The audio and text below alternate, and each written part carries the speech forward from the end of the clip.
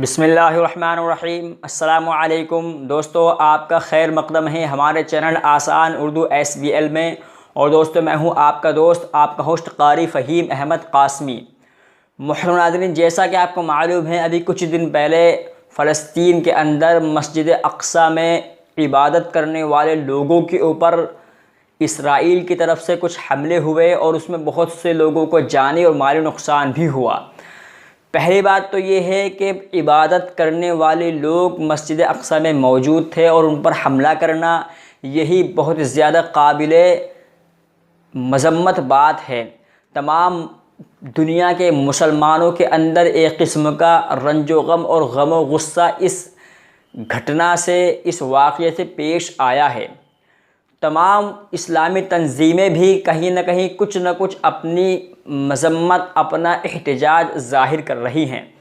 लिहाजा उसी कड़ी में दारुल देवबंद ने भी अपने पैड पर 18/5/2021 को एक मज़म्मती बयान जारी किया है, जिसमें दारुल ने ये बात कही है कि हम तमाम दुनिया के मुस्लिम ममालिक और तमाम दुनिया के मुसलमानों से ये अपील करते हैं कि जो फ़लस्तीन के अंदर मस्जिद अक़सा में इबादत करने वाले लोगों के ऊपर जो इसराइल की तरफ से हमले हुए हैं, उसकी पुरज़ोर मज़म्मत करें। तो दोस्तों, आज मैं इसी के ऊपर चंद बातें आपके सामने पेश करूँगा, तो बने रहिए हमारी वीडियो में आप आखिर तक।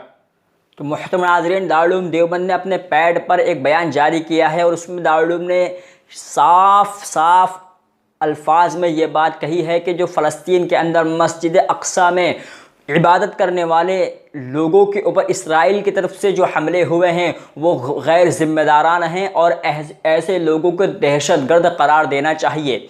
और दारुल देवबंद ने पूरी दुनिया के मुसलमानों से खुफिया तरीक़े से, यानी खामोश एहतजाज, पुरअमन एहतजाज करने की भी अपील की है। दूसरी तरफ दारुल देवबंद ने अक़वाम मुत्तहिदा से भी ये अपील की है कि अक़वाम मुत्तहिदा जो मुस्लिम ममालिक हैं और दीगर ममालिक हैं, यानी जो अक़वाम मुत्तहिदा में जो ममालिक आते हैं, वो सारे के सारे इसराइल को दहशतगर्द मुल्क करार दें। और मुसलमानों से ख़ासकर दारुल ने ये मुतालबा किया है, दारुल ने ये अपील की है कि मुसलमान खामोश और पुरअमन एहतजाज करें। अब दोस्तों, हमें एहतजाज कैसे करना है?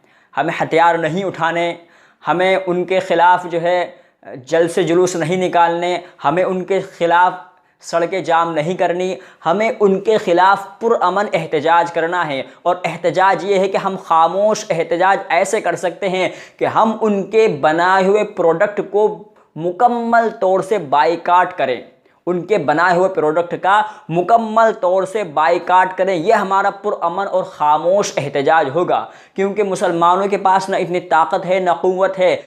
लेकिन दोस्तों, दारुल ने जो साफ अल्फाज में, साफ लफ्ज़ों में कहा है, वो ये कहा है कि पुरअमन एहतजाज करें तमाम दुनिया के मुस्लिम ममालिक और तमाम दुनिया के मुसलमानों से, ये दारुल ने अपील की है। अब हमें एहतजाज कैसे करना है? हमें एहतजाज करना है कि हम उनके प्रोडक्ट का मुकम्मल तौर से बाइकाट करें। मुसलमानों के घरों के अंदर उनके प्रोडक्ट एक नहीं बेशुमार इस्तेमाल किए जाते हैं। आप जानते ही होंगे यहूद और नसारा के कितने ज़्यादा प्रोडक्ट आजकल का मुसलमान इस्तेमाल करता है। दोस्तों, हमें उन प्रोडक्ट का मुकम्मल तौर से बाइकाट करना है। यही हमारा पुरअमन और ख़ामोश एहतजाज होगा।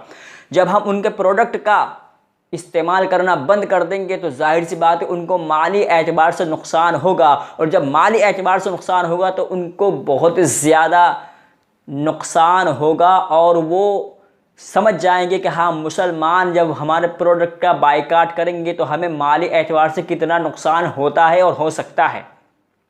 तो मेरी तमाम दुनिया के मुसलमानों से और ख़ुसूसन हिंदुस्तान के मुसलमानों से ये अपील है, और दारुल भी ये अपील कर रहा है कि ख़ुसूसी तौर से फ़लस्तीन के मुसलमानों के लिए दुआ करें, फ़लस्तीन के मुसलमानों के हक़ में अल्लाह ताला से इस्तिग़फ़ार करें, उनके लिए उनके हक़ में दुआ करें।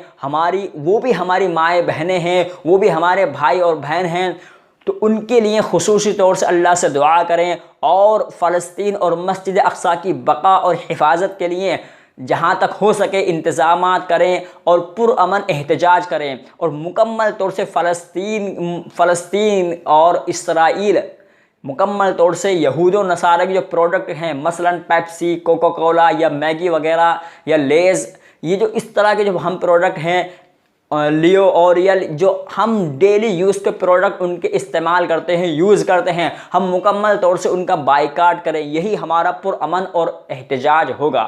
तो दोस्तों, दारुल ने भी यही अपील की है। मुझे लगता था कि मैं ये बात आप तक पहुंचाऊं, इसलिए मैंने ये वीडियो बनाई है। वीडियो में कहीं कोई गलती हो तो आप मुझे माफ़ फरमाएं। वीडियो अच्छी लगी तो वीडियो को लाइक कर दें और शेयर करें, और हमारे चैनल आसान उर्दू SBL को सब्सक्राइब भी ज़रूर करें ताकि आने वाली वीडियो का नोटिफिकेशन सबसे पहले आपकी स्क्रीन पर हो। मैं मिलता हूँ आपसे फिर किसी वीडियो में, फिर किसी नए टॉपिक के साथ। जब तक के लिए आप अपना ख्याल रखिए और फ़लस्तीन और तमाम दुनिया के मुसलमानों के हालात और उनके लिए खैर की दुआएं कीजिए। मुझे दीजिए इजाज़त। अस्सलामु अलैकुम।